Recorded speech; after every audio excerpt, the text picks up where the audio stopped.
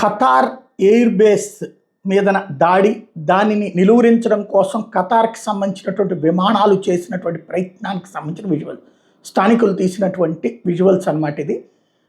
పెద్ద ఎత్తున Iran విరుచుకుపట్టడంతో జరిగినటువంటిది. Iran దాడుల మీద ఖతార్ సీరియస్ అయింది.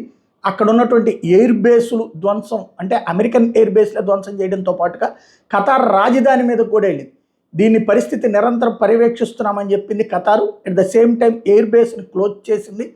ఇతర దేశాల పౌరుల భద్రతకి ముప్పు లేదన్నటువంటి ప్రకటన చేసింది.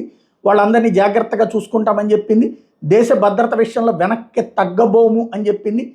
ఎనీథింగ్ ఏమైనా రిటాలియేషన్ ఉంటుందని చెప్పింది. ప్రాంతీయ అంతర్జాతీయ భాగస్వాములతో పెద్ద దాడులకే నిరంతరం సమన్వయం చేసుకుంటాము అని ప్రకటించింది. అక్కడ ఉన్నటువంటి పబ్లిక్ ఎట్లాంటి ఇబ్బంది లేకుండా చూసుకుంటామని ప్రకటించింది. అల్ ఉదీద్ వైమానిక స్థావరం ఏదైతే ఖతార్లో ఉందో దాన్ని ఇప్పుడు ధ్వంసం చేసే ప్రయత్నం చేసింది. దాని దురాక్రమణ చర్యకు ప్రతిస్పందన ఉంటుందని ఖతార్ ప్రకటించింది. తద్వారా ఖతార్ కూడా యుద్ధంలోకి వెళ్తుంది అన్నటువంటి కాన్సెప్టు రంగంలోకి దిగినట్టయింది.